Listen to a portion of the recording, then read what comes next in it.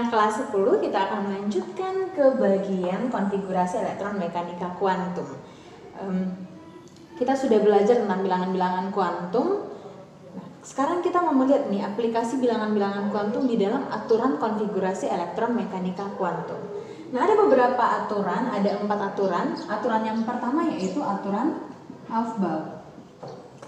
Nah, aturan Aufbau ini mengatakan bahwa pengisian elektron itu dimulai dari tingkat energi yang terendah ke tingkat energi yang tinggi. Nah, bagaimana cara kita untuk menentukan tingkat energi yang rendah dan tingkat energi yang tinggi?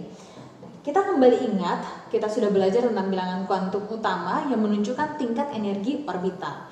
Nah, bilangan kuantum utama itu diberi nilai 1 sampai 7 dan maksimalnya adalah 7. Yang paling rendah adalah 1 dan maksimalnya adalah 7 gitu ya. Jadi ada 1, 2, 3, 4, 5, 6 dan 7. Nah, selain tingkat energi ditunjukkan oleh kulit, ternyata subkulit itu pun memiliki tingkat energi-energi yang berbeda. Subkulit kita sudah belajar juga ketika kita belajar bilangan kuantum azimut. Subkulit itu ada yang S, ada yang P, ada yang D, dan ada yang F. Nah, S adalah tingkat energi subkulit yang paling, atau tingkat energi orbital yang paling rendah. Kemudian ini yang tinggi. Begitu. Sekarang coba kita aplikasikan mereka berdua ya. Di kulit yang pertama, nilai L-nya adalah 0. Kalau nilai L-nya 0 berarti notasinya adalah S. Berarti di kulit yang pertama hanya ada satu orbital yaitu S. Hanya ada satu S. Nah, kemudian di kulit yang kedua dia memiliki nilai L itu 0 dan 1. Yang mana notasi untuk 0 dan 1 ini adalah S dengan P. Berarti kulit kedua dia memiliki dua jenis orbital, yaitu 2S dan 2P. Nah, kemudian di kulit yang ketiga dia memiliki nilai L 0, 1 dan 2. Berarti notasinya adalah S, P dan D. Berarti kulit ketiga dia memiliki orbital S, kemudian dia memiliki orbital P dan dia memiliki orbital D. Nah, selanjutnya di kulit yang keempat dia memiliki nilai L 0, 1, 2 dan 3. Berarti dia memiliki orbital F. Berarti 4, ada 4S, ada 4P, ada 4D dan ada 4F. Nah, untuk yang selanjutnya itu sama seperti yang nomor 4. Karena tingkat orbital yang paling tinggi atau subkulit yang paling tinggi hanya sampai F. Berarti untuk 5 pun dia memiliki 5S, 5P, 5D, 5F. Kemudian 6S, 6P, 6D, dan 6F. Kemudian 7S, 7P, 7D, dan 7F. Nah, bagaimana cara kita untuk menentukan urutan dari tingkat energi terendah hingga energi yang tertinggi? Seperti ini. Kita menarik garis diagonal gitu ya. Jadi yang paling rendah adalah 1S. Jadi ketika kita melakukan konfigurasi elektron itu kita mulai dulu dari 1S. Setelah 1S kita kemana? Kita ke baris bawah. Itu adalah 2S. Nah, setelah 2S kita ke 2P. Setelah 2P 3S. Nah, kemudian setelah 3S kita ke 3P, baru kemudian ke 4S, baru kemudian ke 3D, baru ke 4P, baru ke 5S. Kemudian ini nggak bisa lanjut ya. Kemudian ke 4D, baru ke 5P, baru ke 5S, baru ke 4F dan demikian seterusnya. Jadi seperti ini cara penentuan tingkat energi dari orbital. Ini yang dikatakan oleh Aufbau. Ketika nanti kita mau mengisi elektron, maka elektron itu harus diisi dari tingkat energi yang terendah hingga tingkat energi yang tertinggi. Kalau waktu kita belajar Niels Bohr, kita mulai dari kulit K, kulit L, kulit M, dan kulit N. Jadi sebenarnya ini juga sama begitu ya. Kita harus mulai dari kulit 1, kulit 2, kulit 3 hingga seterusnya. Tapi mempertimbangkan tingkat energi dari subkulitnya juga nanti. Jadi saat nanti kita akan mengisinya, kita akan mulai dari 1S, kemudian ke 2S, 2P, 3S, baru ke 3P, baru kemudian ke 4S, ke 3D, dan seterusnya. Nah, dalam pengisian ini nanti kita juga harus mengingat jumlah maksimal elektron dalam setiap orbital. Kita review lagi ya. Kalau di S dia maksimal elektronnya adalah 2 karena hanya ada satu diagram orbital. Sementara kalau di P dia maksimalnya adalah 6 karena ada 3 diagram orbital. Kalau di D dia 10 karena ada 5 diagram orbitalnya. Sementara kalau F ada 14. Jadi nanti ketika kita mengisi elektron di sini, di 1S dia maksimal ada 2 elektron, di 2S dia maksimal 2 elektron, kemudian di 2P dia ada maksimal 6 elektron, 3S maksimal 2 elektron, 3P karena P berarti ada maksimal 6 elektron, 4S karena S 2, 3D karena D maksimalnya adalah 10.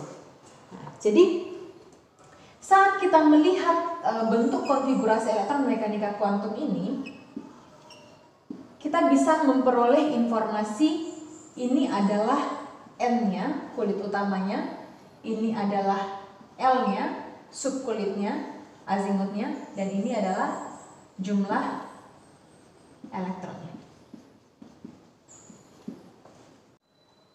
Nah, kemudian yang kedua yaitu aturan Hahn. Aturan Hahn mengatakan bahwa ketika kita mau mengisi elektron di dalam orbital, maka kita harus memastikan di dalam orbital setingkat setiap elektron itu harus terisi sebelum berpasangan. Nah, langsung contoh ya. Contoh misalnya kita mau mengonfigurasikan atom oksigen. Nah, oksigen ini dia 8 gitu ya.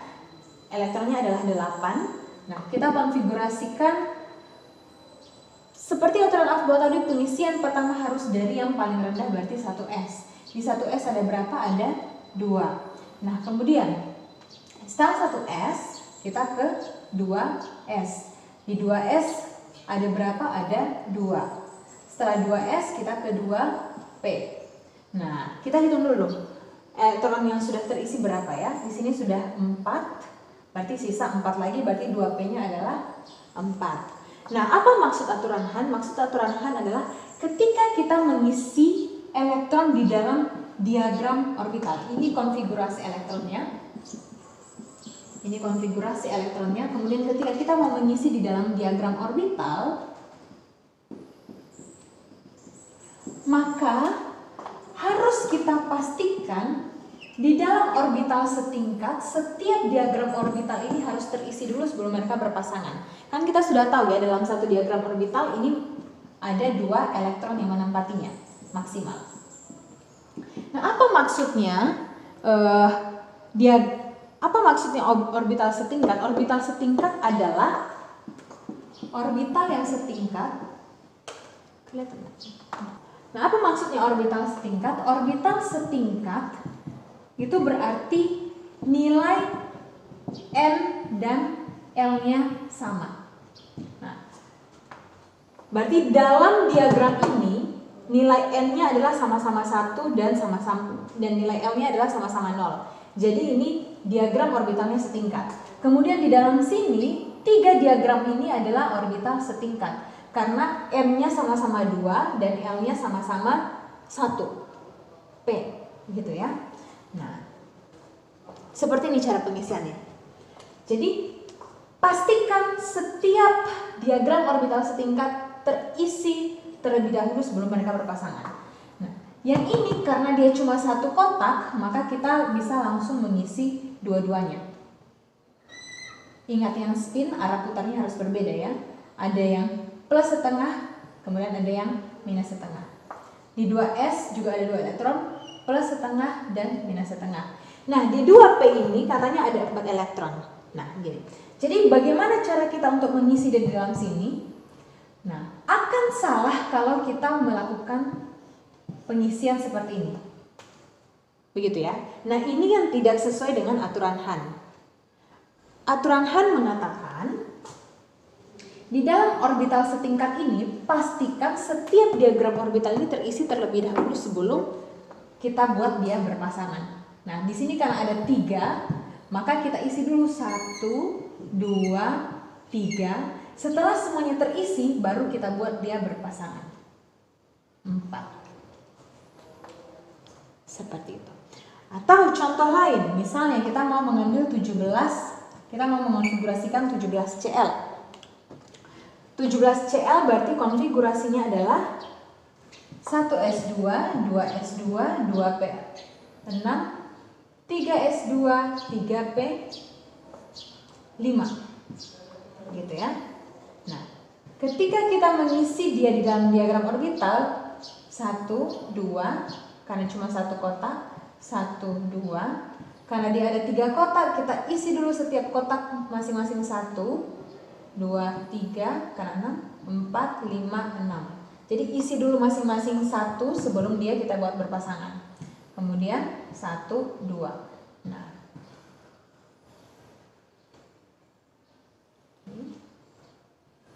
1, 2, 3, 4, 5.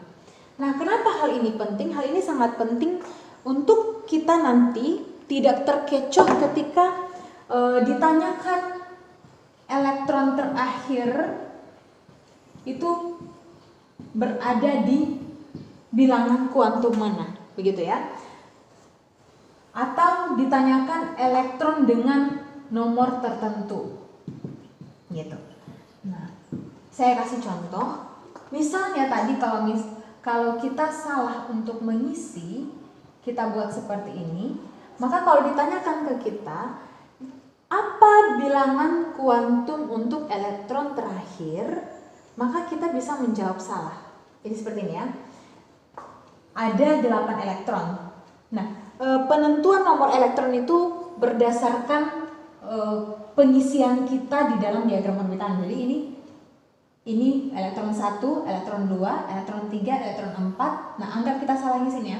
Kemudian ini elektron 4, elektron 5, elektron 6, elektron 5, elektron 6, elektron 7, elektron 8. Nah, berarti elektron terakhirnya adalah yang ini.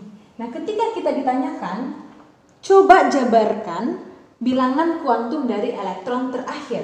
Maka kita bisa membuat dia N sama dengan 2, P sama dengan L sama dengan 1, M-nya sama dengan, karena ini minus 1, 0 plus 1, berarti dia berada di ruangan 0 ya. M sama dengan 0 dan S sama dengan, dia mengarah ke bawah, berarti dia minus setengah. Nah, coba kita lihat yang benarnya seperti apa. Kalau kita mengisi secara benar, saya buat di sini ya. 1, 2, 3, 4, 5, 6, 7, 8. Nah, elektron terakhir ternyata ada di sini. Yang mana dia memiliki bilangan kuantum N sama dengan 2, L sama dengan 1, karena berdasarkan notasi P-nya. Kemudian M-nya sama dengan di minus 1, ruangannya di minus 1, dan S-nya sama dengan minus setengah. Nah, itulah kenapa kita harus penting sekali untuk mengikuti aturan Hahn ini. Nah, kemudian azas larangan Pauli, dia mengatakan bahwa dalam satu atom itu tidak boleh ada 2 elektron yang memiliki bilangan kuantum yang sama. Maksudnya adalah tidak boleh ada 2 elektron yang memiliki N, L, M, dan S sama persis. Begitu ya. Karena keberadaan elektron tidak mungkin berada di satu titik yang sama pada satu waktu. Orang mereka kan bermuatan negatif saling bertolak belakang ya. Justru sebenarnya dalam atom itu mereka ketika beredar itu mereka juga saling muatan mereka juga saling berlawanan begitu ya. Jadi nggak mungkin mereka berada dalam satu titik yang sama dalam satu waktu. Nah, jadi contohnya seperti ini. Misalnya ada helium. Helium dia memiliki 2 elektron. Nah, yang 2 elektron dalam helium ini pasti memiliki bilangan kuantum yang berbeda. N, L, M, dan S.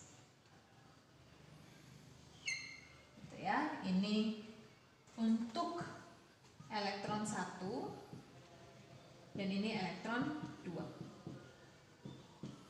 Kalau dia hanya 2 elektron berarti konfigurasinya adalah 1s2. 1s2 hanya satu diagram orbital 1 dan 2. Nah, ini elektron pertama, ini elektron yang kedua. Elektron yang pertama dia memiliki N sama dengan 1, L sama dengan 0 karena S, kemudian M ini nilainya 0 ya. Kemudian M 0 dan S-nya adalah plus setengah. Nah, kemudian untuk yang elektron kedua 1 0, kemudian 0 dan minus setengah. Nah, jadi ini yang dimaksud oleh Pauli, tidak boleh ada yang memiliki keempat bilangan kuantumnya ini. Maksudnya gini, harus ada yang berbeda dari antara 4 bilangan kuantumnya ini. Jadi sekalipun NLM-nya itu bisa sama, tapi pasti yang membedakan mereka adalah S-nya. Yang penting tidak boleh ada yang persis sama. Itu yang dikatakan oleh azas larangan Pauli. Aturan yang terakhir adalah aturan orbital penuh setengah penuh. Nah, ini hanya berlaku khusus untuk orbital D. Jadi jika dia berakhir di D. Nah, jadi menurut kestabilan D ini akan lebih stabil jika orbitalnya itu penuh atau setengah penuh. Nah, kalau orbital D penuh itu berarti akan terisi 10 elektron. Kalau dia setengah penuh berarti akan terisi 5 elektron. Oke, kita langsung masuk contohnya ya. Misalnya atom kromium yang memiliki 24 elektron. Nah, atom kromium ini kita konfigurasikan dimulai dari 1 dulu. 1s, 2, 2s, 2, 2p, 6, sudah 10 ya. Kemudian 3s, 2, 3p, 6, 4s, 2, ini sudah 20. Kemudian setelah 4s, 2,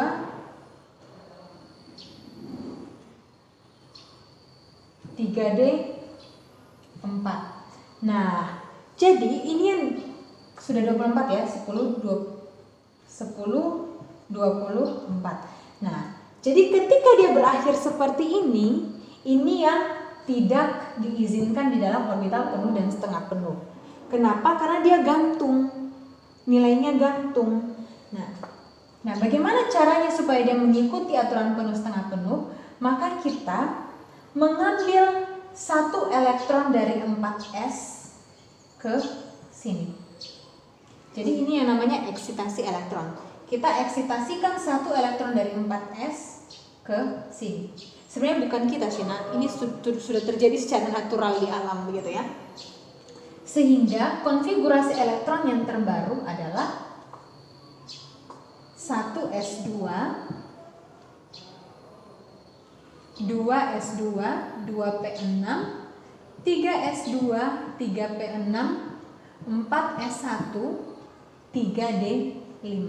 Nah, ketika dia dalam posisi yang seperti ini, barulah dia mengikuti aturan orbital penuh dan setengah penuh. Nah, jadi ini sekali lagi ya, hanya khusus terjadi di orbital D.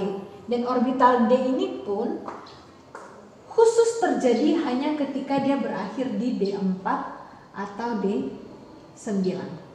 Kalau dia D4 berarti kita eksitasi satu dari S yang terdekat ke D ini sehingga 4S1 dan 3D5. Kemudian kalau misalnya dia berakhir 9 berarti kita eksitasi satu elektron dari S yang terdekat ke D, jadi 4S1 3D10. Begitu aturan penuh dan setengah penuh. Oke, nah misalnya ada contoh kita diminta untuk membuat konfigurasi elektron atom yang memiliki 50 elektron. Nah, berarti kita selalu mulai dari 1S, 1S2, 2S2, 2P6, 3S2, kamu boleh bersama-sama dengan saya ya. 3S2, 3P6, 4S2, 3D10. Kita hitung dulu ya. Ini sudah 10. Ini 10, berarti sudah 20. Kemudian ini 30. Nah, setelah 3D10 baru kemudian ke 4P6, baru ke 5S2, baru ke 4D10. Kita hitung dulu ya. 30, 48. Nah, baru ke 5P2. Nah, jadi kalau misalnya kamu agak lupa bagaimana urutannya, kamu boleh membuat lagi seperti kita bikin diagram yang off-bow tadi, nah ya, 1, 2, 3 sampai 7, baru kamu bikin subkulit-subkulitnya S, 2P gitu-gitu ya, baru nanti kamu bikin tanda panah biar kamu semakin lama semakin ingat bagaimana urutan tingkat energinya gitu. Nah kemudian kalau misalnya kamu bingung, Bu kenapa sih harus 4S dulu baru ke 3D? Ya memang karena orbital D ini memiliki tingkat energi yang tipis-tipis dengan maksud saya karena memang orbital D ini memiliki energi yang sangat tinggi, dan 4S dan 3D ini perbedaan tingkat energinya sangat tipis, tapi 3D itu lebih tinggi gitu ya. Nah kenapa bisa seperti itu ya? Ya memang begitu yang terjadi di alam ini gitu ya. Nah jadi ini dia konfigurasi elektron atom X. Nah, kemudian kalau misalnya dia menanyakan jabarkan bilangan kuantum elektron ke 28 dari atom X yang memiliki 50 elektron. Nah, maka kita mesti bikin dulu diagram orbitalnya. Nah, cuma ini biar kita nggak terlalu banyak bikin diagram orbital, kita langsung perkirakan aja elektron yang ke-28 ini ada di mana ya. Di sini kan sudah 10, kemudian 20, berarti 28 kira-kira ada di 3D10 gitu ya. Kita hanya bikin diagram orbital untuk 3D10. Di diagram orbitalnya ada 5 kotak, 1, 2, 3, 4, 5, karena dia 3D10D memiliki 5 kotak. Nah, kita isi sesuai dengan aturan Han. Di 20, 21, 22, 23, 24, 25, 26, 27, 28, 29, 30. Berarti inilah yang elektron ke 28. Nah, bagaimana bilangan kuantum untuk elektron ke-28? Berarti bilangan kuantumnya adalah N, L, M, dan S nilainya. N-nya berapa? N-nya kita lihat dari angka ini. N-nya berarti 3. Kemudian L-nya adalah kita lihat dari subkulitnya D. D ini memiliki nilai 2. Gitu ya, jangan lupa. Kemudian M-nya ini bagaimana? Nah, kita kasih dulu nama-nama ruangan ini ya berdasarkan nilai M. Yaitu minus 2, minus 1, 0, plus 1, plus 2. Berarti dia berada di ruangan ke 0. Nah S-nya bagaimana? S-nya karena dia mengarah ke bawah, berarti dia minus setengah. Mudah banget kan?